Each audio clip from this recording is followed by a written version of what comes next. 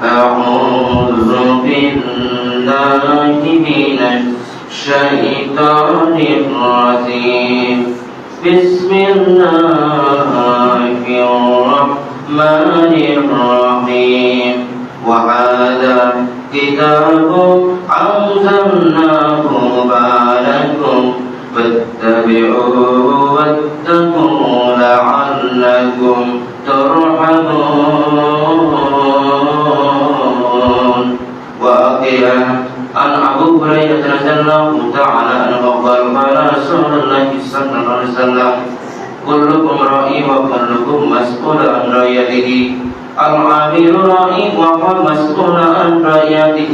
وآخر الحديث وقال الله تعالى في شان حبيبي إن الله وملائكته يصلون على النبي يا أيها الذين آمنوا صلوا عليه وسلموا تسليما. رسول শানে দরুদ পড়ি। আল্লাহুম্মা সাল্লি আলা মুহাম্মাদিন ওয়া আলা আলি মুহাম্মাদ কামা সাল্লাইতা আলা ইব্রাহিম ওয়া আলা আলি ইব্রাহিম ইন্নাকা হামিদুম মাজিদ। আল্লাহুম্মা বারিক আলা মুহাম্মাদ ওয়া আলা আলি মুহাম্মাদ কামা বারাকতা আলা ইব্রাহিম ওয়া আলা আলি ইব্রাহিম ইন্নাকা হামিদুম মাজিদ। আমার একটা স্বপ্ন পূরণ করো ও দয়াময়, তোমার পথে চলতে গিয়ে মরণ যেন হয় আমি তোমার কথা বলতে গিয়ে না পাই যেন হয়। আলহামদুলিল্লাহ। রাজশাহী জেলার মোহাম্মদপুর থানার অন্তর্গত আমার নিজ গ্রাম বাদুরিয়ার মধ্যপাড়া কেন্দ্রীয় জামে মসজিদে দীর্ঘ একটি সপ্তাহ পরে পবিত্র ইজতেমা করা হয়েছে। আজানের আগে 2 রাকাত সুন্নাত নামাজ আদায় করে এখানে বসে আমি আপনাদের সামনে দুটি কথা বলতে পারছি এবং আপনারা দুটি কথা আমার শুনতে পাচ্ছেন। আমি নগণ্য বান্দা। সকাল বলে আলহামদুলিল্লাহ। লাখ কোটি দরুদ তাসলিম বর্ষিত হোক মানবতার মুক্তিদূত সজ্জিদুল কোরআন সজ্জিদুল মুরসালিন আলহামদুলিল্লাহি রাব্বিল আলামিন খাতামান নাবিয়িন রাহমাতুল লিল আলামিন সেই বিশ্বনবী সাল্লাল্লাহু আলাইহি ওয়াসাল্লামের শানে যিনার শাফাআত ছাড়া জান্নাত পাওয়া যাবে। তারপর শুকরিয়া আদায় করতে সেই মহান রব্বুল আলামিন যিনার অশেষ রহমতে অসুস্থ অবস্থায় না থেকে সুস্থ শরীরে সুস্থ অবস্থা আমরা বসতে পেরেছি বলে আলহামদুলিল্লাহ। সর্বপ্রথম স্মরণ করতেছি সেই শহীদদের যাদের রক্তের বিনিময়ে আজকে আমরা একটা বাংলাদেশ শান্তি শৃঙ্খলা বজায় রাখতে পেরেছি। রব্বুল আলামিন তাদেরকে হায়াতে তজ্জিবা ও জিহাদে কল্যাণ করুন আল্লাহুম্মা আমিন। যাদের তারা রক্ত আমাদের বাংলাদেশটা রঙিন করেছে। তো সম্মানিত উপস্থিতি, আমি কোরআন কারীমের 6 নম্বর সূরা আল-আনআমের 155 নম্বর আয়াত আপনাদের সামনে তেলাওয়াত করেছি। এর শাব্দিক অর্থ প্রাসঙ্গিক কিছু কথা দিয়ে আমি সংক্ষেপে শেষ করব। তাওফীকি ইল্লা বিল্লাহ। আল্লাহ পাক রব্বুল আলামিন এই আয়াতের মধ্যে বলেছেন যে আমি এই কিতাব অবতীর্ণ করেছি এবং বরকত ও কল্যাণময় করার জন্য। বিশ্বনবী সাল্লাল্লাহু আলাইহি ওয়াসাল্লামের উপর কোরআনুল কারীম নাযিল হয়েছে। এজন্য আল্লাহ পাক রব্বুল আলামিন নিজেই সেই মানুষদের মধ্যে বলে দিচ্ছে যে আমি এই কিতাব সেই বান্দাদের উপর নাযিল করলাম, এর মাধ্যমে ওরা বরকত ও কল্যাণময় হতে পারবে। আমরা সাধারণ মানুষ, আমাদের মধ্যে অনেক কাজ কর্ম অনেক কিছু আছে, কিন্তু কাজকর্ম আল্লাহ বলতেছেন যে তোমার কাজকর্ম বাদে সালাত রোজা সাও আওয়াজের বাদ দেওয়া যাবে না। এর প্রেক্ষিতে একটা গজলও আছে, নামাজ ছেড়ে কাজ করা যাবে। কিন্তু আমরা নামাজ কাজের ভিতরে এত ব্যস্ততা হয়ে যায়, কাজের ভিতরে এমন আকৃষ্ট হয়ে পড়ি, জোমান নামাজে 1টা বাজার পরে আমরা আসি, এরকম পাওয়া যায়। কিন্তু জোমান দিনে আজানের আগে যারা আসবে রহমতের ফেরেশতা মসজিদে দরজায় দাঁড়িয়ে থাকবে, যারা আজানের আগে যারা মসজিদে উপস্থিত হবে তাদের লিখতেই থাকবে আজান সঙ্গে সঙ্গে সেই নেকিটা লেখা বন্ধ হয়ে যাবে, এটা পাওয়া যায়। কিন্তু আমরা সেই কোরআনুল কারীমের যে বিধান অনুযায়ী আমাদের জীবন চলা দরকার সেটা আমরা চলতে পারি না, সেটা আমরা বলতে পারি না, সেই অনুযায়ী আমরা জীবন চালাতে পারি না। আমেরিকার পিউ রিসার্চ সেন্টার, যেটা খ্রিস্টান রাষ্ট্র আমেরিকা, কিন্তু সেই পিউ রিসার্চ সেন্টার একটা তথ্য প্রকাশ করেছে, বিশ্বে প্রতিদিন 6,500-এর বেশি অমুসলিম মুসলমান হয়ে যাচ্ছে। কারণটা কি? তাদের কাছে জিজ্ঞাসা করার কারণটা কি? প্রত্যেকদিন বিশ্বে অমুসলিম 6,500-এর মতো প্রত্যেকদিন মুসলমান হতে, তার কারণ কি? বলতেছে যে 2070 সালের মধ্যে ইহুদিদের চেয়ে মুসলমানদের সংখ্যা এগিয়ে যাবে। তার কারণ হলো আমেরিকাতে ইহুদি খ্রিস্টানরা বলতেছে যে আমাদের ধর্মের মধ্যে কোনো ভুল থাকতে পারে, ভুল আমরা পেয়েছি, কিন্তু কোরআনুল কারীম আমরা রিসার্চ করে তা বুঝতে পারলাম, কোরআনুল কারীম রিসার্চ করে আমরা দেখতে পারলাম, আমরা আমাদের নিজের মনের মধ্যে ধারণা করে দেখলাম যে কোরআনুল কারীম কোনো সাধারণ কোনো কিতাব নয়। আমাদের মনে কি যে হলো, রিসার্চ করতে করতে এমন কিছু আমাদের মনের মধ্যে এসে গেল, সঙ্গে সঙ্গে তারা মুসলমান হয়ে যাচ্ছে। এজন্য আমাদের সেই দিকটা খেয়াল করা দরকার। আমেরিকার পিউ রিসার্চ সেন্টারকে জিজ্ঞেস করা হলো, ও আমেরিকার পিউ রিসার্চ সেন্টার, তোমরা তোমাদের রাজ্যের লোকেরা মুসলমান হয়ে যাচ্ছে, তার কারণটা কি? আমেরিকার পিউ রিসার্চ সেন্টার বলতেছে যে আমরা কোরআনুল কারীম রিসার্চ করে দেখলাম, এটি কোনো সাধারণ কোনো কিতাব নয়। আল কোরআন of British last book of God, এটি কোনো সাধারণ কোনো কিতাব নয়। এই কিতাব আমরা রিসার্চ করতে করতে এমন কিছু পেয়ে যাই, আমাদের মনের ভিতরে ঈমানি জজবা বেড়ে যায়, এর মাধ্যমে আমরা মুসলমান হয়ে যাচ্ছি। এই যে বাংলাদেশে তাফসীরুল কোরআন মাহফিল করা হয়, তাফসীরুল কোরআন মাহফিলে যারা বসবে আল্লাহ পাক তাদের তিনটি জিনিস দিয়ে দিবে, কোরআনুল কারীমে কিন্তু আছে। আল্লাহ পাক বলছেন যে যারা কোরআনুল কারীমে মাহফিলে বসবে আমি আল্লাহ তাদের তিনটি জিনিস দিয়ে দেব। এক নম্বরে যারা আরামকে হারাম করে, যারা আমি আল্লাহ আমাদের কোরআনুল কারীমে মাহফিলে যারা বসবে আমি আল্লাহ তাদের ঈমানি জজবা তাদের বাড়িয়ে দেব। একজন মানুষ যখন শক্তিশালী হয়, ফল মূল ভাত তাদের খেতে হয়। সেই দিন দেখলাম একজন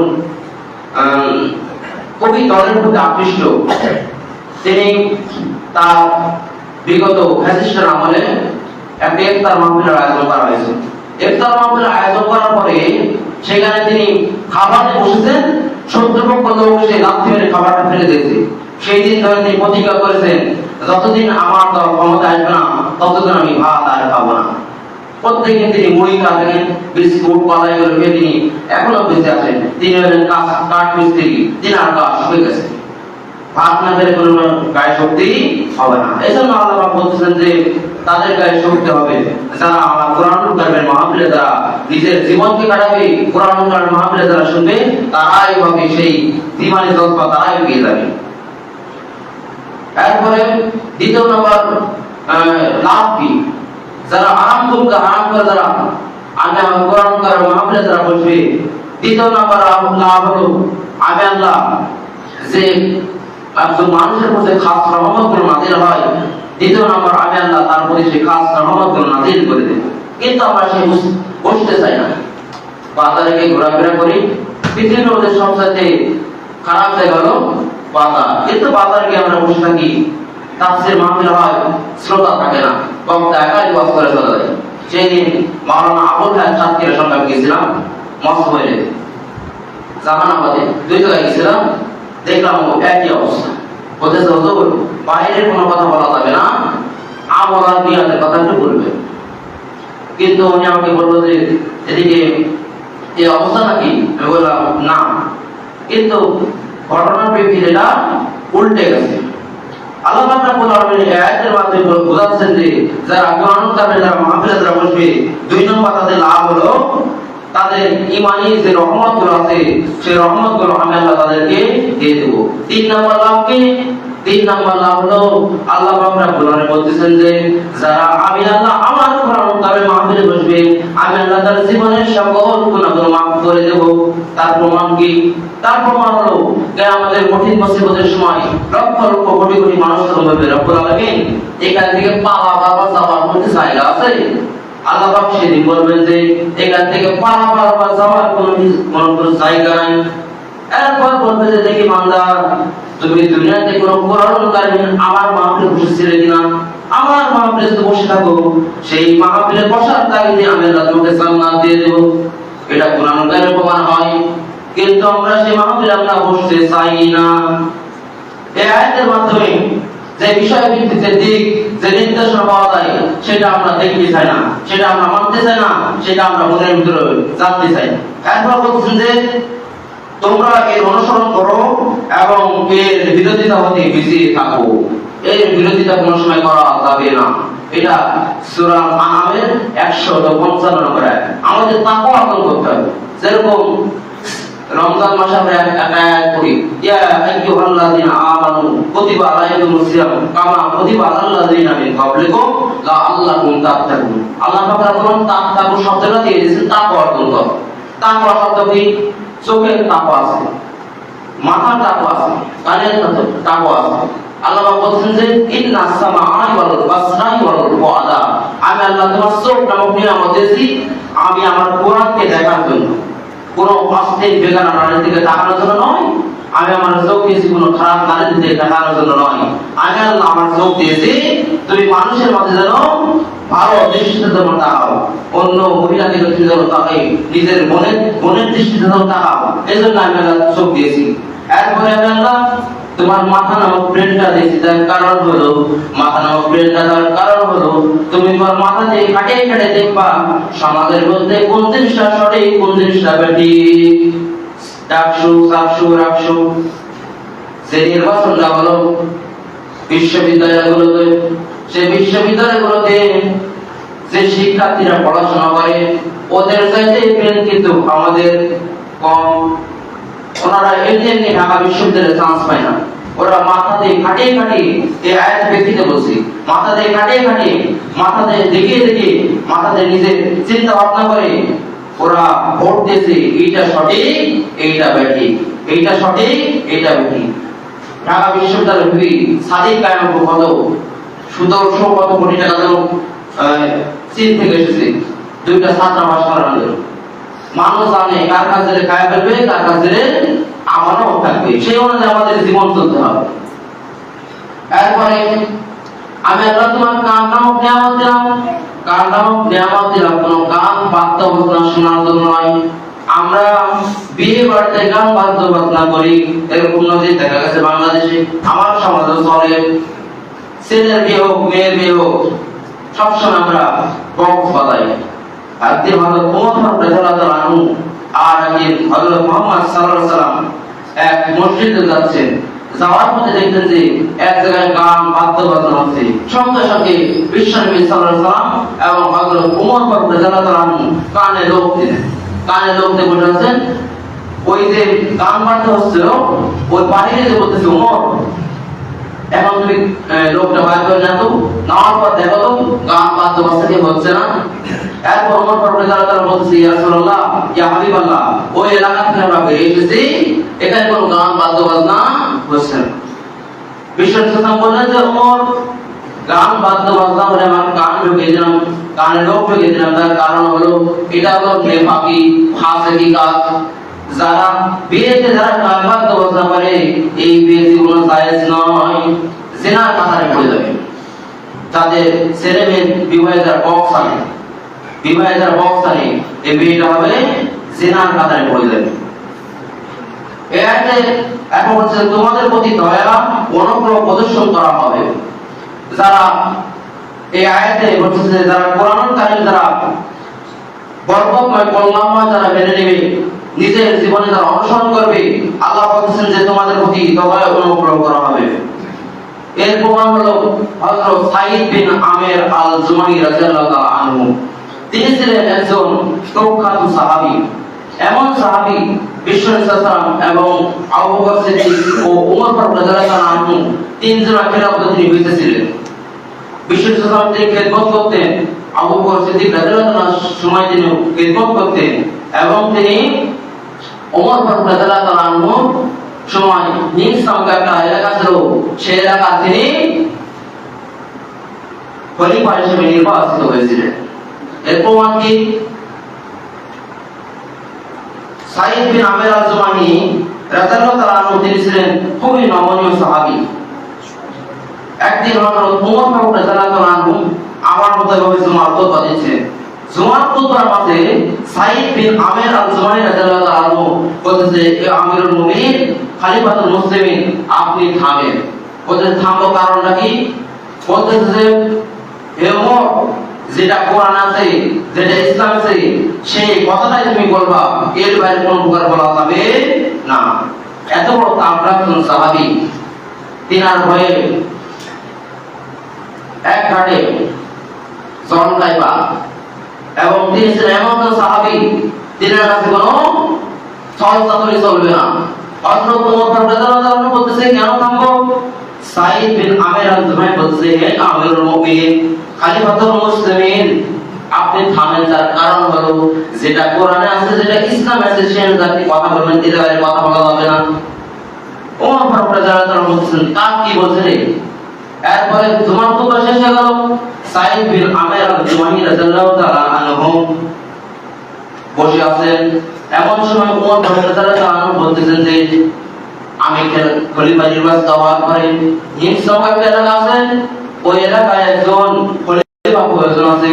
আমি অনেকজন খুঁজছিলাম, এরপর আমি পেয়ে গেলাম। তোমার মনে যে দূরদর্শিতা দেখলাম, এই দূরদর্শিতা থেকে আমার মানে ইমানের জজ্বা দিয়ে গেছে, তোমাকে আমি ওই হিমসের খলিফা হিসেবে নিযুক্ত করে দিলাম।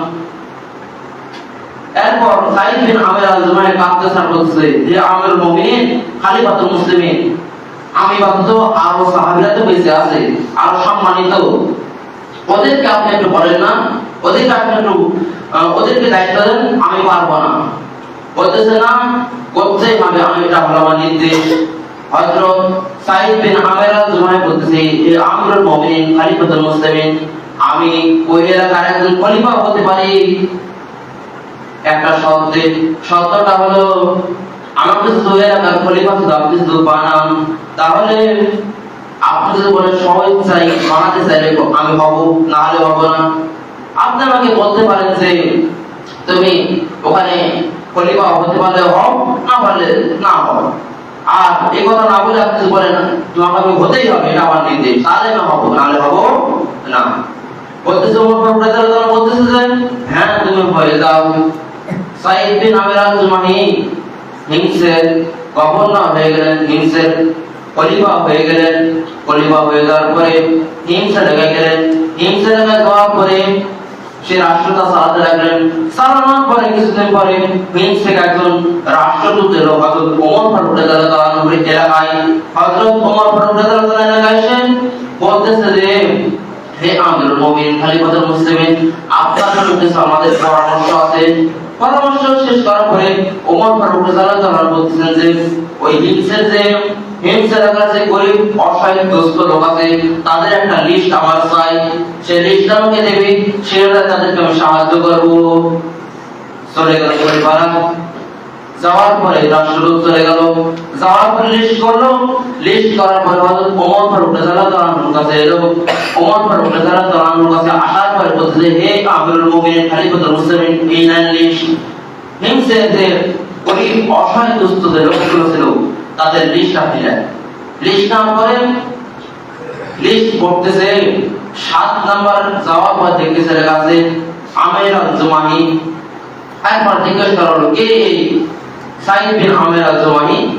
বলতেছে ওই যে আপনি হিমসের যে গভর্নর আপনি নিয়োগ করেছিলেন, হিমসের যে খলিফা আপনি নিয়োগ করেছিলেন, উনি আর কেউ নয়, উনি হলো সাইদ বিন আমির আল-জুমাহি রাদিয়াল্লাহু তাআলা। বলতেছে তিনি এতই করে গেছেন?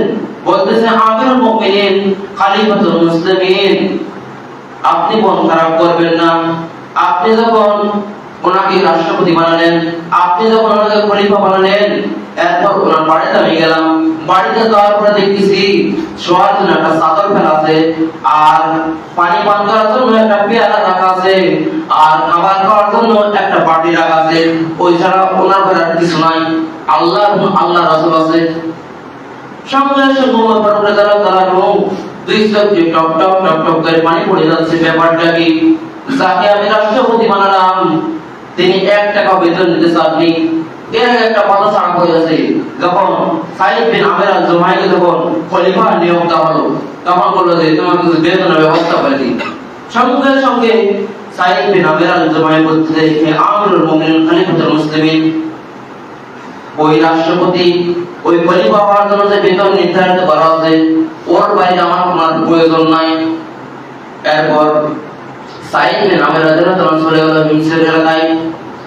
এরপরে এই ঘটনাটা ঘটে গেছে। ঘটে যাওয়ার পরে সঙ্গে সঙ্গে রাষ্ট্রদূতকে 1000 স্বর্ণ মুদ্রাটা তুলে দিয়ে দিয়েছে। 1000 স্বর্ণ মুদ্রাটা তুলে দেওয়ার পরে বলতেছে সাইদ বিন আমের আল জুমাই এত কষ্ট আছে আমি তো জানি না, ওকে নিয়ে 1000 স্বর্ণ মুদ্রা তুলে দিয়ে দাও। 1000 স্বর্ণ মুদ্রা নিয়ে সাইদ বিন আমের আল জুমাই হাতে দেওয়ার পরে একবার বলতেছে যে কে পাঠালো, রাষ্ট্রদূত কে পাঠালো? বলতেছে যে ওমর ফারুক রাদিয়াল্লাহু তাআলা পাঠাইছে, আপনি নেন। সঙ্গে সঙ্গে তার স্ত্রীর কাছে দৌড়ে গিয়ে বলতেছে, ও প্রাণের স্ত্রী, আমার একটা দুর্ভোগ নেমে এসেছে, আমার মাথায় একটা বজ্র ভেঙে পড়েছে। বলতেছে ওমর ফারুক রাদিয়াল্লাহু তাআলা মারা গেছে নাকি, আপনি ইন্না লিল্লাহ বললেন? বলতেছে না। তো যুদ্ধে পরাজয় করেছে নাকি? মুসলমানরা বলতেছে না। তো কি হয়েছে? সাইদ বিন আমের আল জুমাই বলতেছে যে আমার দুর্ভোগের কারণে ওমর ফারুক রাদিয়াল্লাহু তাআলা আমার জন্য 1000 দিরহাম আমাকে দান করেছে। এটাই আমার জন্য একটা বজ্র ভেঙে পড়ার মতো মাথায়, আমি তো চাইনি। এরপরে সাইদ বিন আমের আল জুমাই 1000 যে স্বর্ণ মুদ্রা ছিল, 1000 স্বর্ণ মুদ্রা নিয়ে চলে গেলেন হিমস এলাকায়। যে গরিব দুস্থ লোক ছিলেন তাদের মাঝে 1000 স্বর্ণ মুদ্রা বিলীন করে দিলেন। 1000 স্বর্ণ মুদ্রা হিমসের লোকদেরকে দিয়ে দিলেন। যাওয়ার পরে খবর সরকার হযরত ওমর ফারুক রাদিয়াল্লাহু তাআলার কাছে। ওমর ফারুক রাদিয়াল্লাহু তাআলা সিরিয়ায় যাবে কোন একটা কাজে যাওয়ার পরে কাজে যাচ্ছেন, এমন সময় হিমসে একটা বিরতি নিলেন। বিরতি নেওয়ার পরে সাইদ বিন আমের আল জুমাইকে নাম জানিয়ে যেটা তিনি নামাজ পড়েন সেখানে গিয়ে হযরত ওমর ফারুক রাদিয়াল্লাহু তাআলা নামাজ পড়লেন। নামাজ পড়ার পরে সাইদ বিন আমের আল জুমাই তাকায় দেখলেন পিছনে হযরত ওমর ফারুক রাদিয়াল্লাহু তাআলা আনহু দাঁড়িয়ে আছে।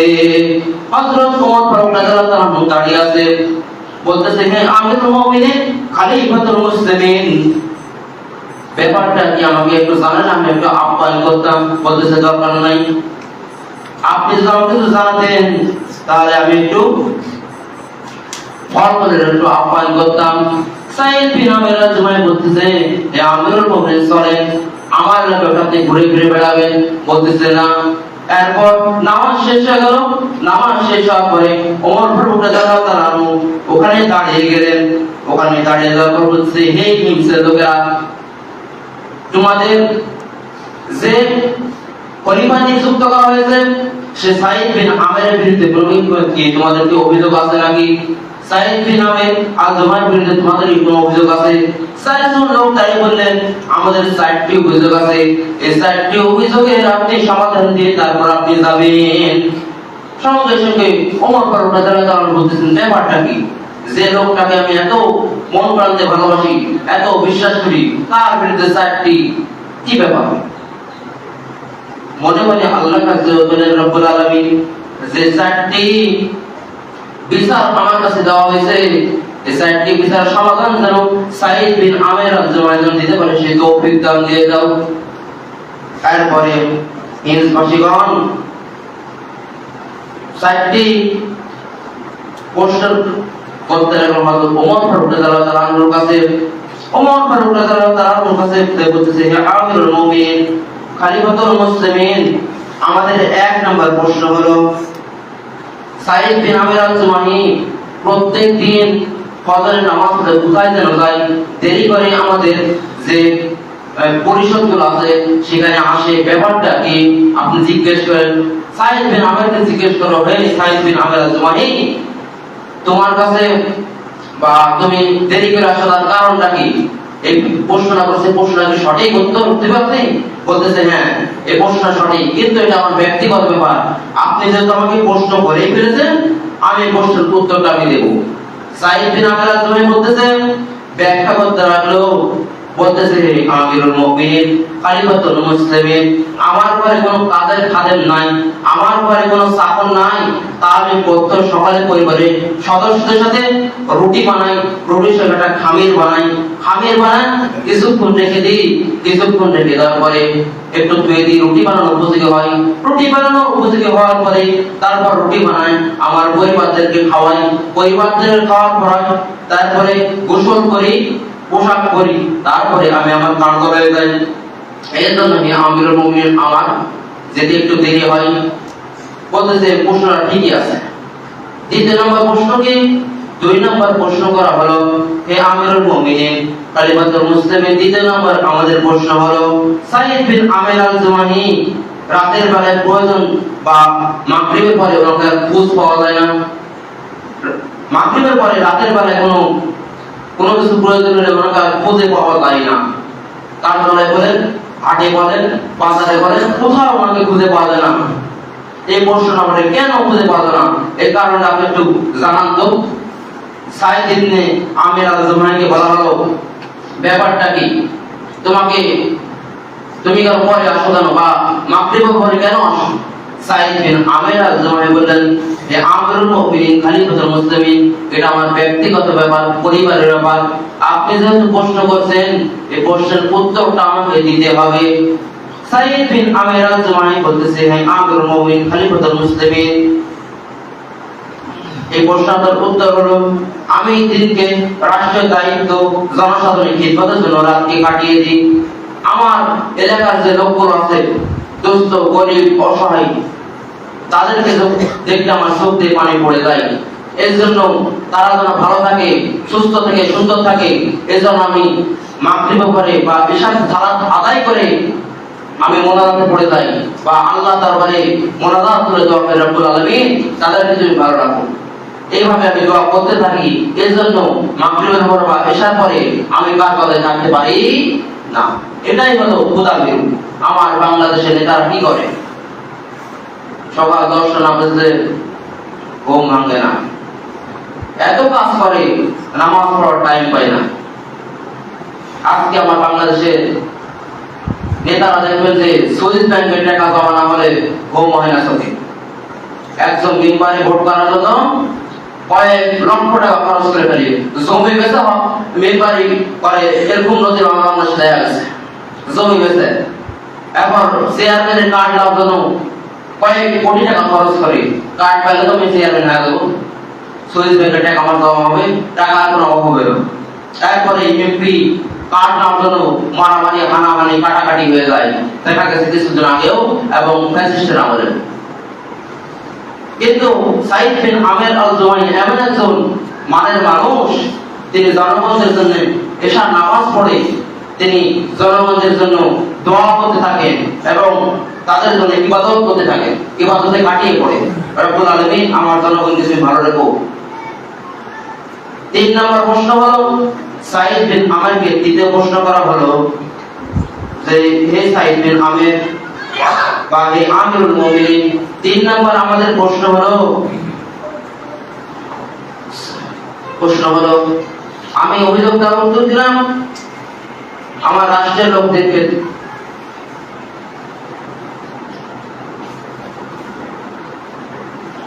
আমি 3 নম্বর প্রশ্ন হলো, সাইদ বিন আমির যখন বিচার করতেন তখন মাঝে মাঝে বেহুশ হয়ে যেতেন, কারণটা কি?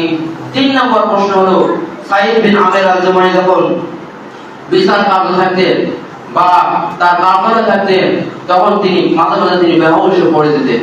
এর কারণটা আমি জানতে চাই। বলল যে সাইদ বিন আমির এটা কি সঠিক? বলতেছে হ্যাঁ, এটা আমার ব্যক্তিগত ব্যাপার, তাও আমাকে বলতে হবে। সাইদ বিন আমির বলতেছেন যে, আমিরুল মুমিনিন মুশরিক থাকা অবস্থায় যখন কুরাইশ যখন হযরত খুবাইব রাদিয়াল্লাহু তাআলা আনহুকে নিজের স্বচক্ষে দেখলাম, পাখিকে যেরকম তাদের থাকা অবস্থায় যেরকম হাত পা কেটে নেয়, সেরকম হযরত উবাইদ রাদিয়াল্লাহু তাআলা হাত পা সব কেটে নিচ্ছে কাফের মুশরিকেরা। এরপর আমি দেখলাম পায়ে বেড়ি বাঁধা, হাতে বেড়ি বাঁধা, এরপর ফাঁসির কাছে নিয়ে যাচ্ছে।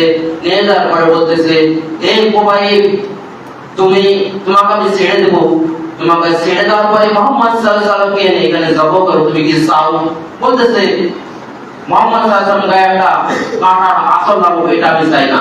সঙ্গে সঙ্গে তরবারি এমন প্রহার করেছে, হাতটা কেটে ফেলেছে, পাটা কেটে ফেলেছে, শরীরটা দ্বিখণ্ডিত করে ফাঁসির কাজটা ঝোলা দিয়েছে। সে অবস্থা থেকে আমি মাঝে মাঝে আমার মনে এমন কিছু হয়ে যায়, এটা আমার মনে হয়ে গেলে আমি সঙ্গে সঙ্গে অজ্ঞান হয়ে যাই। সে সময় আমি দেখলাম, একবার মাঝে মাঝে আমি স্বপ্নে দেখি যখন হুবাইব রাদিয়াল্লাহু তাআলা আনহুকে যখন ফাঁসির কাজটা যখন ঝোলানো হলো, ফাঁসির কাজটা ঝোলানোর আগে ওখানে যখন উঠানো হলো, উঠানোর পর আমি দেখতে পেলাম যে বলতেছে যে আমাকে 2 রাকাত নামাজ পড়াতে সময় দেবে। 2 রাকাত নামাজ পড়ে আমি তারপর ফাঁসির কাজটা ঝুলতে রাজি আছি।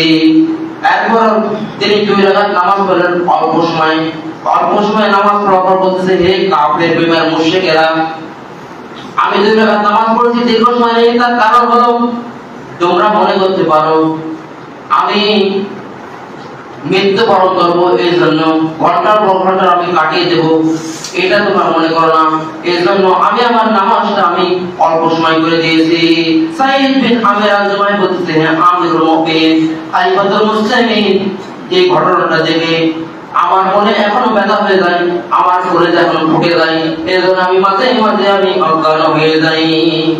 সাইদ বিন আমির আল-জুমাহি বলতেছে যে এই অবস্থা। 4 নম্বর প্রশ্ন হলো, সাইদ বিন আমির আল-জুমাহিকে প্রশ্ন করা হলো বা বলা হলো যে তুমি দেখলাম যে প্রতি মাসে মাসে একদিন করে তুমি কার্যালয়ে আসো না, তার কারণ কি? সাইদ বিন আমির আল-জুমাহি বলতেছে, হে আমিরুল মুমিনিন খলিফাতুল মুসলিমিন, আমি দেখি যে বা আমার বাড়িতে মাসে একদিন করে আমাকে বাজার করতে হয়। আমার একটাই পাঞ্জাবি, একটাই আমার পায়জামা, একটাই আমার পোশাক। যখন আমি বাজারে যাই মাসে একদিন করে, বাজারে যাওয়ার পরে বাজার করে নিয়ে আসার পরে সেই পোশাকটা পরে আমি ধুয়ে দিই, যখন শুকানোর পর্যন্ত আমি অপেক্ষা করে থাকি। সে পোশাকটা আছে আমার একটাই পোশাক, অন্য কোনো পোশাক আমার নাই। বাজারে যাওয়ার পর বাজার করে নিয়ে এসে প্রশ্নের উত্তর দিতে পারবে না। কিন্তু এই ঘটনা থেকে আমার চোখে পানি গুলো পড়ে যাচ্ছে, প্রশ্নের উত্তর শুনছে আর 2 চোখে টপ টপ টপ টপ করে পানি গুলো পড়ে যাচ্ছে। হযরত ওমর ফারুক রাদিয়াল্লাহু আনহু এরপর 1000 দিরহাম হযরত সাইদ বিন আমির রাদিয়াল্লাহু আনহুকে আবাদ দিলেন। সাইদ বিন আমির রাদিয়াল্লাহু আনহুকে দেওয়ার পর বলতে, সাইদ বিন আমির, এটা তোমার পরিবারের জন্য খরচ করবা, তোমার প্রশ্ন আমি মুক্ত, আমি তোমাকে হাদিয়া দিলাম। সাইদ বিন আমির 1000 দিরহাম নিয়ে চলে গেলেন নিজের স্ত্রীর কাছে। যাওয়ার পর বলছে, হে আমার স্ত্রী, এই যে ওমর ফারুক রাদিয়াল্লাহু আনহু আমাকে 1000 দিরহাম দিয়েছে। সঙ্গে সঙ্গে স্ত্রী বললেন, হে আমার স্বামী, আমার বলে 2টা দাস সাথে ভালো হয় না? বলতেছে না। তারপর সাইদ বিন আমির বলতেছে, না, তোমাকে আমি একটা সুফল পথ দেখিয়ে দেবো, সেই পথে তুমি এই টাকাটা তুমি যদি খরচ করো তাহলে তুমি সফলতা পেয়ে যাবে। সাইদ বিন আমির আল-জুমাহি বলতেছে, ও প্রাণের স্ত্রী, এই যে 1000 দিরহাম আছে, এই 1000 দিরহাম তুমি গরীব দুস্থ অসহায় মানুষের মাঝে তুমি দিয়ে দিবা, তাহলে আল্লাহ পাক রব্বুল আলামিন তোমাকে সুন্দর উত্তম পুরস্কার তোমাকে দিয়ে দিবে। এর মাধ্যমে এই আয়াতের প্রেক্ষিতে আমাদের জীবন গঠন করতে হবে। সময় চলে গেছে। আর জীবন পরিবর্তন করতে হবে, তাহলে আমাদের কেমন পরিচর্যা করতে হবে, জীবন কেমন ভাবে আমাদের কাটাতে হবে।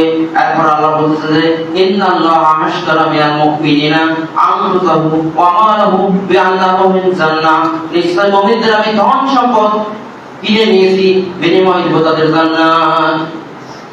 এখানে 9 নম্বর সূরা তাওবা 111 নম্বর আয়াতে আল্লাহ পাক বলতেছেন যে মুমিনদের আমি ধন সম্পদ কিনে নিয়েছি, বিনিময়ে দেব জান্নাত। এখন আপনারা বলতে পারেন, আল্লাহ কি কিনতে জানে?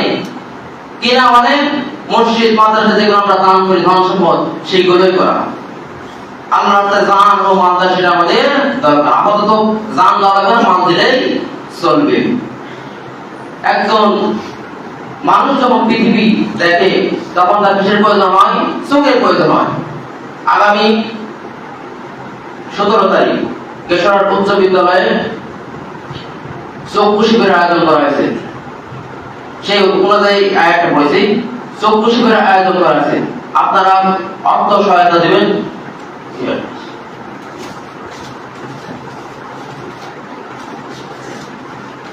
বিনামূল্যে চক্ষু শিবির ক্যাম্প তৈরি করা হয়েছে। সেখানে আগামী 17 তারিখ আপনারা সেখানে উপস্থিত হবে। এই আয়াতের প্রেক্ষিতে কথা বললাম যে চোখ একটা নিয়ামত, জান এবং মাল আল্লাহর রাস্তায় দিতে হবে।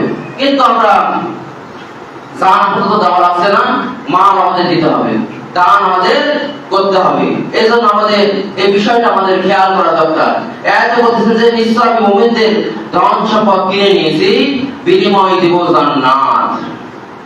ধন সম্পদ আমরা কোথায় দান করি? যাত্রা প্যান্ডেল হচ্ছে সেখানে গিয়ে দান করি, যেখানে খেলাধুলা হচ্ছে সেখানে গিয়ে দান করি। কিন্তু ইসলামে মাহফিলের জন্য একজন হুজুর যখন চাইতে যায় বলে ফকিরের ভিক্ষা দিব না, এই কথা বলে।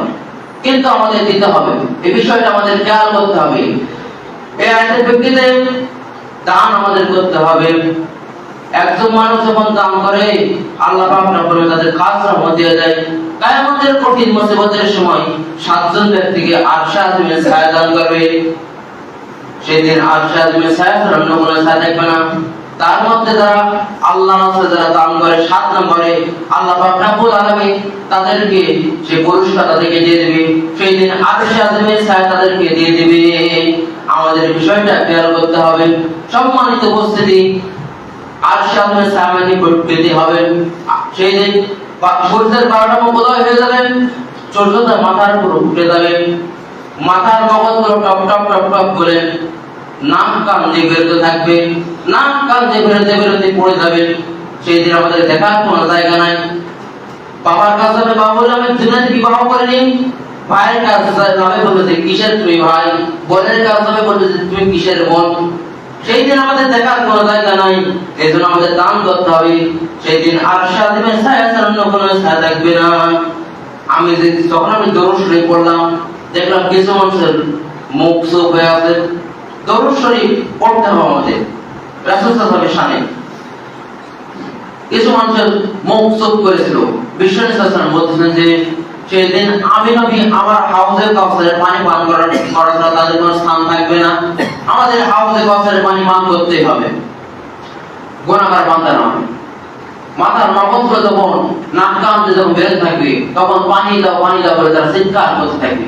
বিশ্বনবী সাল্লাল্লাহু আলাইহি ওয়াসাল্লাম বলতেছেন যে হে সাহাবারা, সেই দিন যারা আমি নবী যারা আমার শাফাআত প্রাপ্ত হবে তারা প্রথমে হাউজে কাউসারের পান করবে। প্রমাণ কি? হযরত আনাস রাদিয়াল্লাহু আনহু বিশ্বনবী সাল্লাল্লাহু আলাইহি ওয়াসাল্লাম বলেছে, ইয়া রাসূলুল্লাহ, ইয়া হাবিবাল্লাহ, আপনার কাছে আমার একটা প্রশ্ন।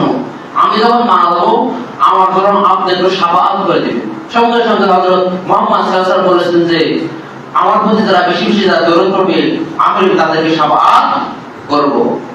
বলতেছে, ইয়া রাসূলুল্লাহ, আপনাকে আমরা কিয়ামতের ময়দানে কোথায় পাবো? বিশ্বনবী সাল্লাল্লাহু আলাইহি ওয়াসাল্লাম বলতেছে যে কিয়ামতের ময়দানে যেখানে হাসর নাসর হয় সেখানে আমাকে পাবা। আনাস রাদিয়াল্লাহু তাআলা বলতেছে, ইয়া রাসূলুল্লাহ, সেখানে যদি না পাই তাহলে আবার কোথায় পাবো? আনাস রাদিয়াল্লাহু তাআলা বলতেছেন যে সেখানে যদি না পাও, সময় শেষ নাকি? সেখানে যদি না পাও তাহলে যেখানে ফুলসিরাত হবে সেখানে আমাকে পাবা। ইয়া রাসূলুল্লাহ, ইয়া হাবিবাল্লাহ, সেখানে আপনাকে যদি না পাই তাহলে আমরা কোথায় পাবো?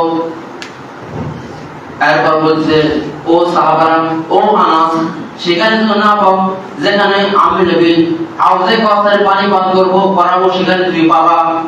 জিজ্ঞেস করা হলো, ইয়া রাসূলুল্লাহ, যারা বেশি বেশি আপনার মধ্যে যারা দরুদ শরীফ পাঠ করবে তাদের নিয়ামত গুলো কি? আনাস রাদিয়াল্লাহু তাআলা বলতেছে, হে আনাস, আমার নবী বিশ্বনবী সাল্লাল্লাহু আলাইহি ওয়াসাল্লাম আমি নবী আমার মধ্যে যারা বেশি বেশি যারা দরুদ পড়বে আমি নবী আমার কাছে একটা সিরকুট থাকবে, সিরকুট পেট করবো, নাম করে পড়বো, আর তাদেরকে আমি হাউজে কাউসারের পানি পান করাবো। আর যারা দুনিয়াতে আমি নবী আমার মধ্যে যারা বেশি বেশি যারা দরুদ পাঠ করে নাই তাদেরকে আমি শাফাআত দেব না। এর আয়াতে আল্লাহ পাক রব্বুল আলামিন সময় যেহেতু শেষ, যেতে বলে বললাম নিজের জীবন আমল করবেন এবং সুন্দরতার সব শিবিরের আয়োজন করা হয়েছে। আপনাদের এলাকার বা আমাদের গ্রামের যেগুলো যারা চোখে ছানি পড়া আছে, মাংস বেড়েছে, ছানি পড়েছে, আপনারা 17 তারিখ কেশরার উচ্চ বিদ্যালয় ময়দানে আপনারা নিয়ে যাবেন এবং এটার জন্য প্রায় 2 থেকে 2.5 লক্ষ টাকা খরচ। আপনারা যা পাবেন, একজন মানুষের চোখ বাঁচালে আপনাদের লাভ না ক্ষতি? লাভ আছে। একজন মানুষের দৃষ্টি যদি ফিরে দেন আপনাদের লাভ আছে, কিন্তু আমরা দিতে চাই না। আপনারা বেশি বেশি করে দিবেন চক্ষু শিবিরের জন্য। গত বছর 70 জনের মতো নিয়ে যাওয়া হয়েছিল। কোথায়? দিনাজপুরে নিয়ে যাওয়া হয়েছিল। তো এবারটাও ওভাবে নিয়ে যাওয়া হবে বিনা খরচে চক্ষু শিবির। আল্লাহ পাক রব্বুল আলামিন আয়াতের ভিত্তি কত করে বললাম সেগুলো আমল করার তৌফিক দান করুন। ওমা তৌফিকি ইল্লা বিল্লাহ। বারাকাল্লাহু ফিকুম ফিল কুরআনিল আযীম ওয়া ফায়াজ যিকরিল হাকীম ইন্নাহু তাআলা সাওয়াবুল কারিমুল মালিকুর রাউফুর রহিম।